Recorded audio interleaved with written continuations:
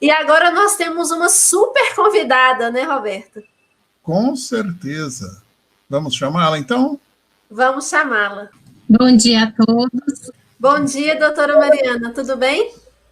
Estou bem, muito obrigada pelo convite, um prazer estar aqui nessa manhã com vocês. Doutora Mariana já nos acompanha há um bom tempo, Marina. Nós tivemos o prazer de participar com vários membros, né, no trabalho de doutorado da doutora Mariana com relação ao sequenciamento genético. Isso, já faz um tempinho e o nosso contato continua aí sempre forte. Doutora Mariana, você pode se apresentar, por favor, para quem ainda não te conhece e está nos assistindo, e falar um pouquinho sobre o que você vai apresentar hoje aqui no nosso seminário? Ok. Então, eu sou Mariana Valim Salles, médica oftalmologista, sou formada pela PUC do Paraná e fiz minha residência em Curitiba, inclusive, junto à Santa Casa, e realizei meu doutorado em oftalmologia junto à Unifesp, sob orientação da professora doutora Juliana Salum, e com o tema em doença de Stargardt, e que foi concluído em 2018, e continuo nessa área das distrofias retinianas, e sempre à disposição de vocês. E hoje a gente vai conversar um pouquinho sobre a história da doença de Stargardt, das características e sobre a genética da doença de Stargardt. Ok. Muito obrigada por estar aqui conosco nesta manhã. Nós vamos deixar a tela para você. Ok, obrigada. Muito bem, então a doença de Stargardt, ela foi descrita em 1909 por um estudioso chamado Carl Stargardt, e é a principal distrofia macular da infância. O que isso quer dizer? É a principal causa de diminuição da visão central em crianças. A visão central é a área da visão responsável pela identificação dos detalhes, letras bem pequenas, a leitura, as coisas que têm mais detalhes para a percepção. Tem o seu início entre 7 e 12 anos de idade, porém algumas pessoas podem iniciar com seus sintomas aos 20 ou até mesmo aos 40 anos. Sempre com a primeira percepção da dificuldade para identificar os detalhes, letras pequenas, como o inicial sintoma. As características da doença são identificadas ao exame oftalmológico, estão relacionadas a alterações na área central da visão. Essa região a gente chama região macular. Então, essa região macular é a área da retina, né, que tem, a retina é o tecido que reveste todo o globo ocular e é capaz de identificar as luzes, as imagens, né, ele capta essas imagens, né, para que depois seja transformada em visão. Então, tem uma região no centro da retina que a gente chama de região macular. E ela é justamente a responsável pela visão central, que é aonde o paciente vai ter o primeiro sintoma da doença de Stargardt. No início da doença, são encontradas nessas regiões alterações na coloração da retina. E com a evolução, o aparecimento de pontos branco-amarelados, que a gente chama de flecks. Essas alterações da retina aparecem devido a uma alteração genética que interfere no correto funcionamento das células retinianas dessa região. Essas células que não funcionam direito vão perdendo sua função e chegam a morrer por toxicidade. Desta forma, a evolução da doença pode ficar restrita à área macular. E essas alterações na retina, que vão causar a perda do funcionamento correto das células, vão diminuir a visão central. Por que essas células param de funcionar corretamente? Porque a alteração genética que elas possuem fazem com que elas vão perdendo a sua função e, com isso, existe um processo de intoxicação celular e essa toxicidade é danosa à saúde da célula e elas acabam por morrer. Desta forma, a evolução da doença pode ficar restrita à área macular, que é essa área central da retina, responsável pela visão de detalhes, ou se estender por toda a retina. Assim, na sua evolução, é possível encontrar os flecks por toda a retina. E essas áreas onde os flecks vão aparecendo serão as áreas em que as células vão sofrer, que estão sofrendo por intoxicação, e que no futuro entrarão em morte celular. Essas áreas em que a gente encontra a ausência das células, a gente descreve como uma atrofia da retina, que então, dependendo da sua intensidade, pode estar restrita à área central, ou avançar para a periferia da retina. Quando ela avança para a área periférica, o paciente vai então apresentar alteração, inclusive, no campo periférico de visão. E isso vai acontecendo de forma gradativa e evolutiva, diante da característica individual da doença em cada um. Muito bem, sobre a genética da doença de Stargardt, os genes associados e suas variantes, né, a gente tem que pensar que conhecer os genes responsáveis pelo seu aparecimento vai nos trazer informações sobre justamente as possibilidades de evolução da doença.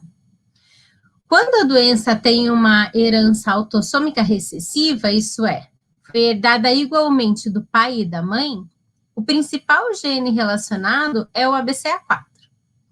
Já quando a doença tem um acometimento autossômico dominante, isso quando o pai ou a mãe tem a mesma doença, ou se naquele indivíduo surgiu uma variante nova no gene, os principais genes relacionados são o PRO1, o ELOVL4 e o PRPH2. Quando estamos diante de uma doença com características de origem genética, temos que lembrar que vários genes atuam na mesma região. Logo, devemos sempre pensar em todos os possíveis genes. Isso inclui outros genes, além desses, que entram nos diagnósticos diferenciais dessa doença. O gene ABCA4 é o principal responsável pelo aparecimento da doença de Stargardt, sendo responsável pela doença em 95% dos casos. Esse gene, além de manifestar a doença de Stargardt, também pode apresentar a distrofia de cones e bastonetes, e ainda a retinose pigmentar. Isso porque a doença manifesta, tem características clínicas, né, que chamamos de fenótipo, diferentes apesar de o mesmo gene como origem. Então, temos pacientes que estão enquadrados dentro da denominação doença de Stargardt e tem a variante no gene ABCA4, e também temos pessoas que têm distrofia de cones e até retinose pigmentar, e que ao realizar o teste molecular, vão descobrir que a causa da sua distrofia retiniana está neste mesmo gene. Isso acontece porque o gene ABCA4, ele é muito polimórfico. A gente usa essa palavra para descrever um gene que pode apresentar várias diferentes mutações, e cada uma dessas mutações diferentes vão interferir de uma forma específica na formação da proteína, que é ela, né, responsável. Diferentes conformações da proteína, que é a forma ativa do gene, né, a molécula proteica, vão desenrolar diferentes fenótipos, tá? Porque a sequência do gene, a sequência da leitura genética, ela tem uma receita para uma formação específica de um aspecto proteico. Então, essa proteína, ela pode se apresentar de formas diversas, logo, um mesmo gene pode se manifestar com fenótipos diferentes. Então, a proteína produzida pelo gene ABCA4 age diretamente no processo de transporte de um produto do processo celular, ligado diretamente à capacidade das células de identificar e transmitir a imagem. Então, quando as células da retina são expostas às imagens, existe um processo celular que vai capturar essas imagens e vai transformar ela em um estímulo elétrico que, então, vai ser decodificado no cérebro.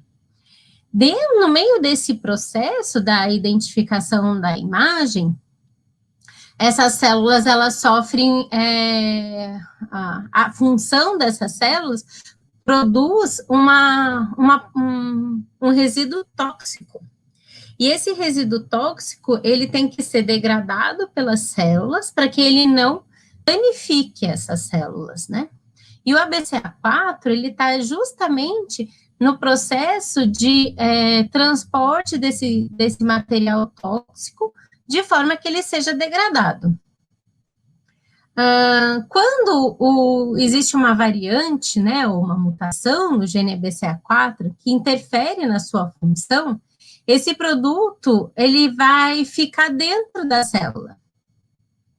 E, assim, ele intoxica essa célula. Por esse motivo, as células da retina que estão intoxicadas não têm mais função. Então, elas vão morrer. Elas vão entrar em atrofia e a sua função vai perder-se. Então, e isso vai levar à área de atrofia retiniana.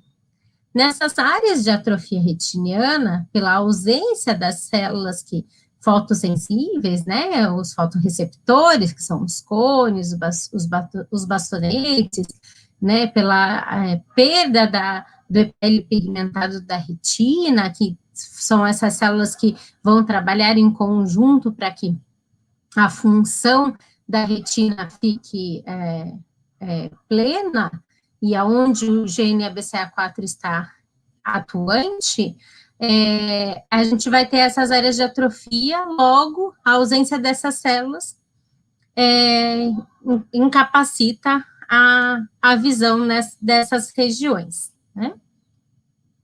Então, como eu disse antes, né, o gene ABCA4 ele é muito polimórfico, então ele tem muitas variantes, ele tem muitos polimorfismos, ele tem alterações na sua sequência, que é a sequência do gene, né, que interferem no seu funcionamento, outras não. Isso essas variantes, elas vão ter, né, uma repercussão diferente dentro desse mesmo gene, né? Logo, existem várias né, mutações que interferem mais fortemente na produção dessa proteína, já outras têm uma repercussão mais leve, deixando a proteína se formar quase perto do normal. Sendo assim, temos várias formas diferentes de manifestação da doença, podendo ser mais branda ou mais grave. Por esse motivo, temos indivíduos com a mesma doença, né? As características fenotípicas mostram que é uma doença de Stargardt, causada pelo mesmo gene, o ABCA4, porém com sintomas diferentes. As percepções de detalhes, a capacidade de ler letras de tamanho diferentes, a facilidade ou dificuldade de se deslocar em ambientes com diversos índices de luminosidade, por exemplo, dias claros, dias nublados, final do dia, à noite, textos distantes, textos próximos, tamanho do objeto, todas essas possibilidades têm relação direta com a intensidade em que a proteína tem sua função prejudicada. Então, é comum a gente conversar com um grupo como o de vocês e encontrar diferentes manifestações entre pessoas que têm a mesma doença de Stargardt, com variantes no mesmo gene, o ABCA4, mas que contam histórias do dia a dia diferentes, né?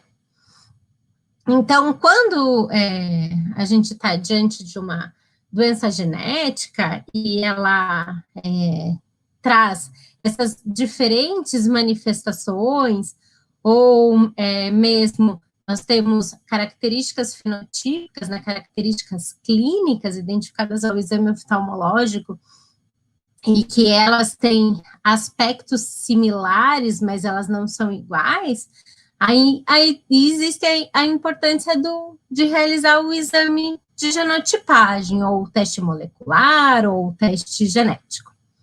Então, as distrofias da retina, elas se apresentam de várias formas, né? Então, ela pode acometer tanto a visão no campo de visão central, como aqui a doença de Stargardt, uma distrofia de cones bastonetes, né? Ou uma retinose inversa, que é a distrofia de cones, mas esse nome às vezes vocês escutam também. Como também as distrofias da retina podem causar, né, uma perda completa da visão, alteração da visão periférica. Então, todas essas possibilidades estão ligadas às causas genéticas específicas da doença retiniana, ligada a uma causa genética. Então, quando é realizado o exame de genotipagem, a gente é capaz de concluir esse diagnóstico da doença apresentada, né?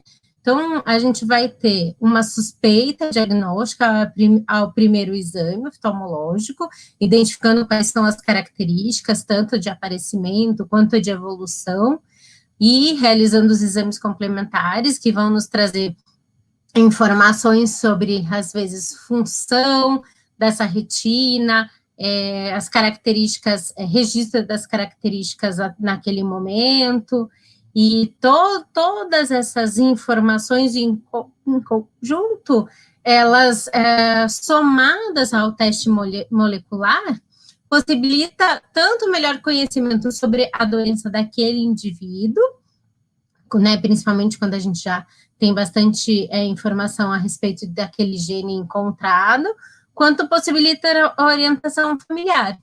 Como eu citei anteriormente, a doença de Stargardt, ela pode ser dentro de uma manifestação autossômica dominante ou autossômica recessiva.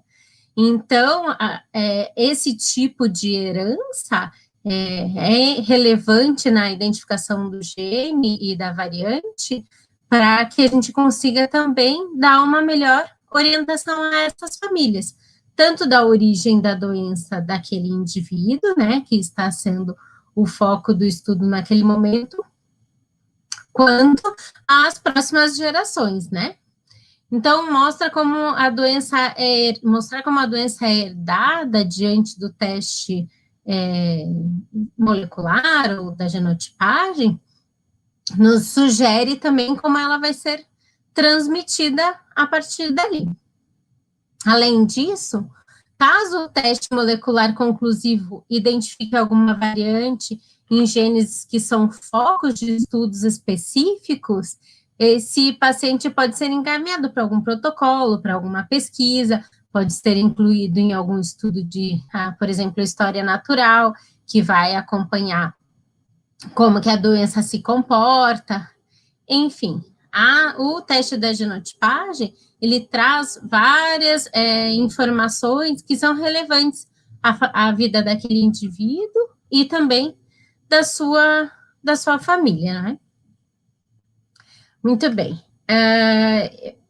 Sobre os pontos específicos da doença de Stargardt, em relação à sua história, sua genética, suas características, era isso que eu tinha para passar para vocês. Mais tarde a gente vai ter as aulas sobre as estruturas oculares e sobre os protocolos, né, dentro das outras aulas, e acho que esse assunto vai ser retomado, e então a gente pode ir sanando aí mais mais pontos, né?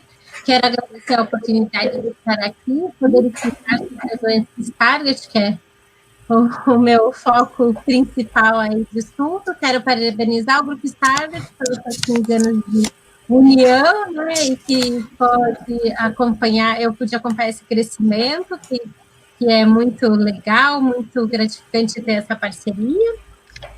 Grupos assim, eles são muito importantes, principalmente para promover eventos como esse, né, que tem as informações e a qualidade da transmissão sempre em prol do bem-estar do indivíduo e dos seus familiares.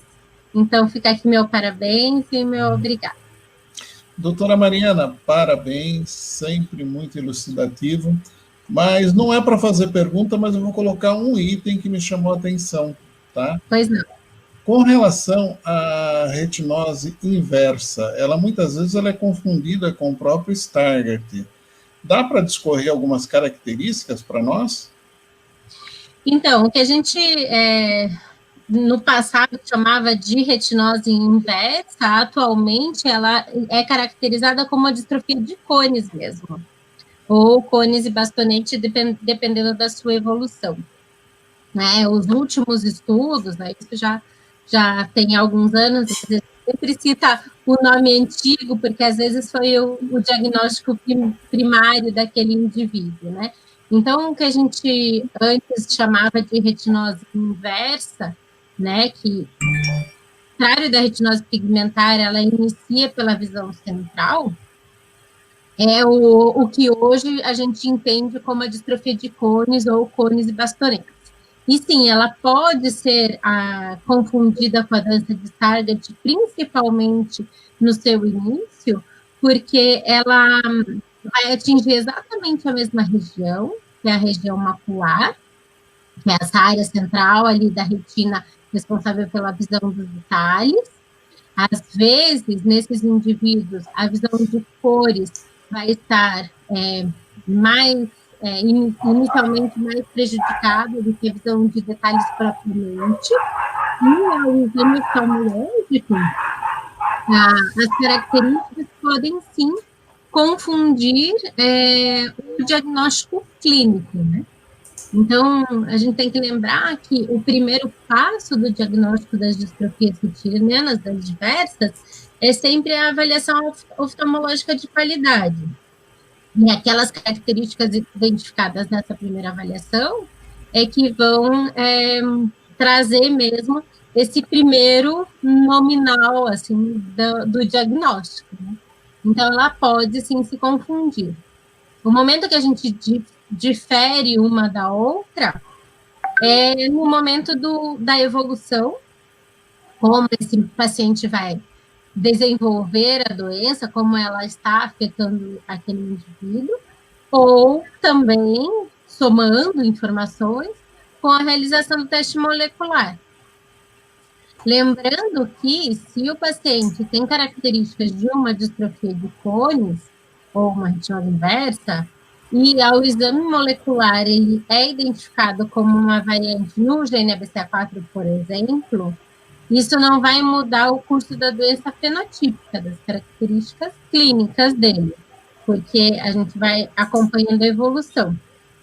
E, como eu expliquei, né, a doença ela vai se manifestar de acordo com a intensidade em que a proteína se altera. Então, se eu tenho dois indivíduos, um com uma característica fenotípica de doença de Stargardt, né, uma característica clínica, o exame oftalmológico, e o outro com uma característica clínica de distrofia de cones, e o molecular identifica que o gene responsável pela doença é o ABCA4, as variantes, provavelmente, desses indivíduos vão ser tão diferentes que elas, justamente por isso, interferem diferentemente na produção proteica, logo a manifestação clínica vai ser diferente. Conseguem entender? Okay. Claro. Doutora Mariana, eu achei muito bom, assim, tudo que você nos explicou. Uma vez eu li um artigo dizendo, né, que existem, que eles já identificaram mais de 900 variantes aí no BCA4. É mais ou menos isso mesmo? É isso mesmo. O gene ABCA4, ele é muito foco de estudo justamente por essa característica dele, de apresentar muitas variantes, e isso é um desafio, porque você, diante de tantas coisas diferentes na sua sequência, determinar quais delas são responsáveis pela manifestação da doença e quais não são, conseguir entender que a presença de uma ou de outra e da soma delas, né, nas heranças materna e paterna, são danosas à produção proteica e interferem na função desse gene. Então, durante aí esses 10 anos de estudo desse target, a gente viu crescer muito as pesquisas justamente com o objetivo de compreender mais sobre essa característica tão polimórfica, tão diferente do gene, né?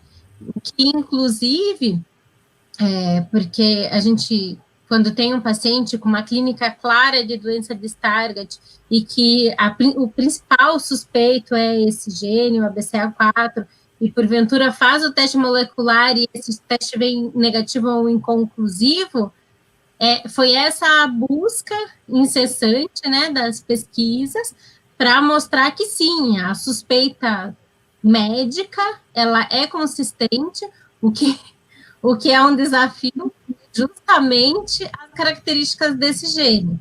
Então, essas mais de 900 variantes que já foram encontradas, elas estão, inclusive, em áreas que a gente não suspeitava como serem responsáveis pela presença da doença.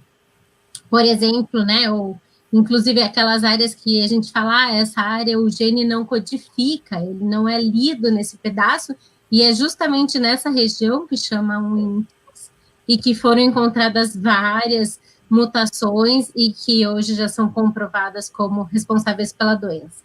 Aí a gente viu retornar os pacientes e começar a dar mais laudos conclusivos para o ABCA4, né, que antes era um desafio, hoje está se tornando mais realidade mesmo. O diagnóstico clínico do Stargardt, então, ele pode ser confundido com a retinose inversa. Uma vez solicitado o teste genético para o Stargardt, o mesmo painel que for utilizado para o Stargardt, caso não seja, ele vai identificar a retinose inversa ou existe um painel específico?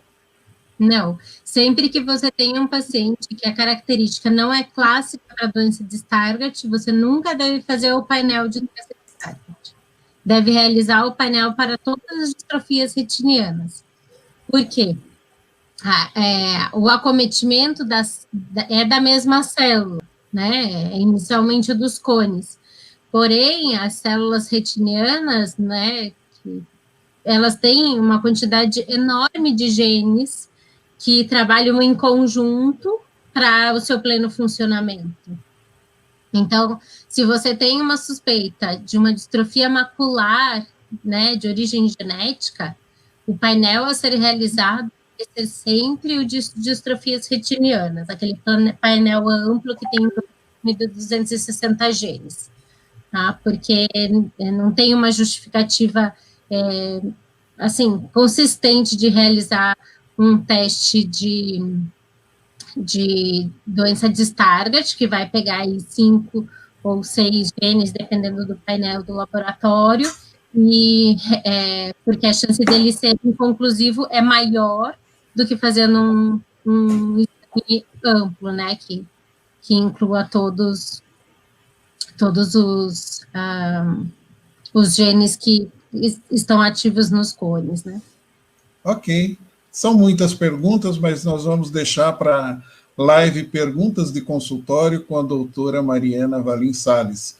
Mandem perguntas para o stargardt@stargardt.com.br para realizarmos essa live. É isso aí. Doutora Mariana, muito obrigada por todo esse esclarecimento a respeito da genética em relação ao Stargardt, de toda essa complexidade desse gene aí que eu, pelo menos, já sei que eu tenho mutação no ABCA4, acho que muita gente aí comentou no chat também que tem, ou que o filho tem. Foi muito esclarecedor, eu achei excelente. E você, Roberto? Muito bom. E o meu é ABCA4 também, doutora Mariana, que fez o teste. Mas tá bom, muito obrigado, doutora Mariana. Eu agradeço.